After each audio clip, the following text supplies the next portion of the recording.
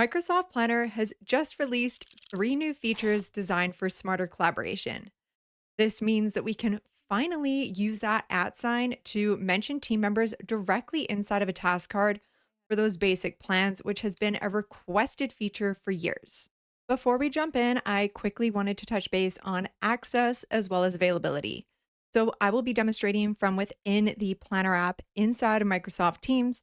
So from the left navigation, I have Planner pinned, but if you don't have Planner in Teams, then you can always select the ellipses, locate Planner, and then right click the app and then pin it to your left navigation. Additionally, these features have just rolled out, so they aren't going to be made available to everyone right away, but they will be coming to you soon over the next few weeks. By the way, my name's Amy. Let's nerd out. Number one is a refreshed look that is designed to have a cleaner and more modern look and feel, but it is also designed to harmonize Planner from within Microsoft Teams as well as Planner within the web. To start off, when we want to create a plan, we can do so from this bright purple button on the top left. And when we get into premium plans, then we can select this drop down here and create a portfolio. Then from the My Day area, we have a slightly more modern design.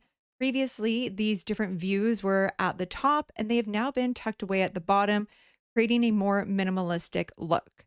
Then in board view, if we open up one of these task cards, we'll notice that they are also refreshed. So we have those task details as well as our checklist items. So just again, all of the core functionality is still here, but we just have that different layout and the different views at the top so that we can focus on those specific items. I'm just going to close out of here. And then moving along within my tasks, again, this is just a more modern feel. And the grid view and the board view have once again been moved from the top and they are now tucked below here on the left-hand side to be in line with these predefined filters, our additional filters, as well as our search. Then if we toggle to that board view, we still have that group by available to us on the right-hand side. Finally, within my plans, this area here looks quite familiar, but when we open up these tasks and then we open up these task cards, we'll notice that we now have three filters. So we have the task details, the attachments, as well as checklist. And we also have a new conversation area, which has replaced the comments area that was originally within the basic plans. So I'm going to close out of here. And once again, we'll notice that those menu items from the top have been moved down here below. And the addition of the goals is also part of a premium license or a Copilot 365 add-on license. So this is in line with using the goals feature inside of Planner Premium. The second feature is the addition of the goals tab inside of basic plans to align with the goals tab inside of premium plans. So first, let's take a look at how we can add goals and how this actually works and why you might want to use it. And then we will touch on licensing as well as availability.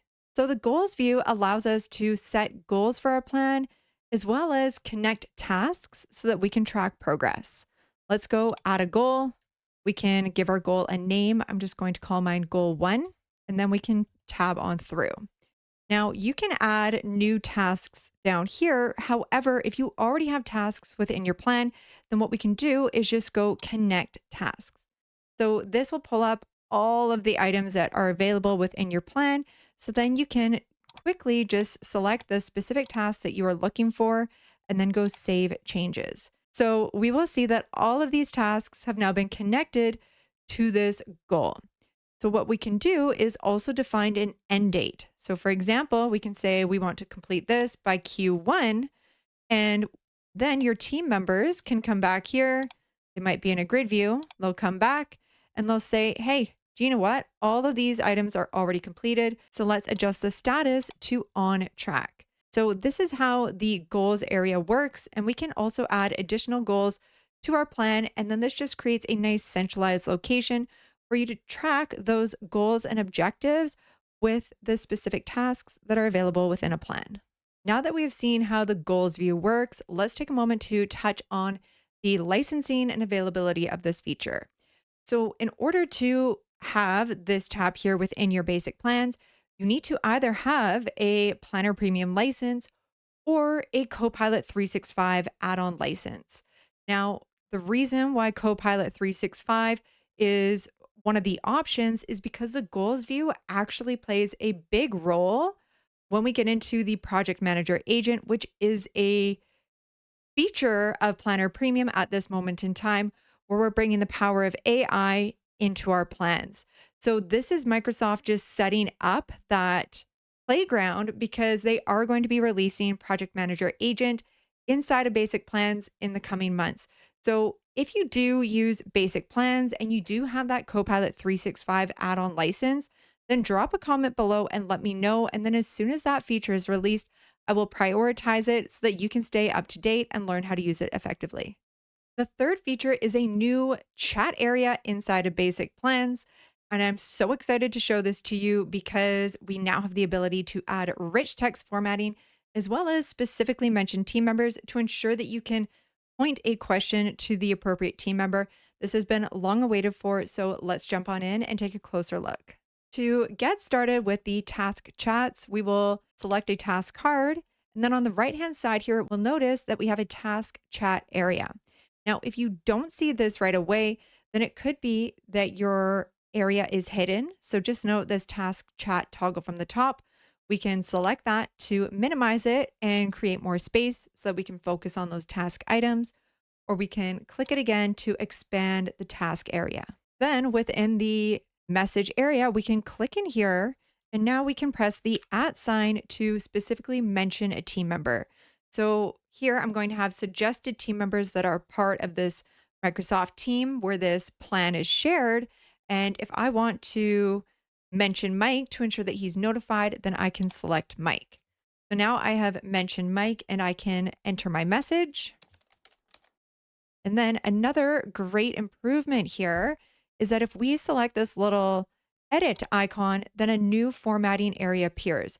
So this whole area here is rich text, which means that you can add bullet points, bold text, and just make it a lot more engaging and ensure that we are going to point this message to the appropriate team member.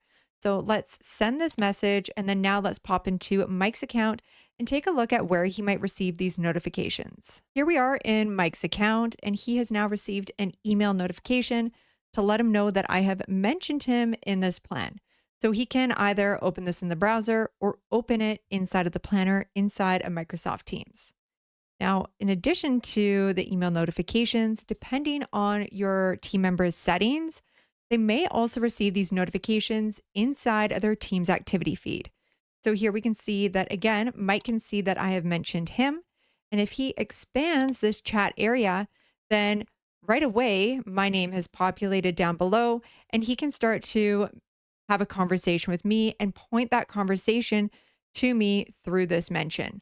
Now, if Mike doesn't actually need to respond, instead, what he could do is just hover over the message and, for example, give me a thumbs up just to let him know that I have read it and acknowledged it and I'm in agreement with whatever his comment is.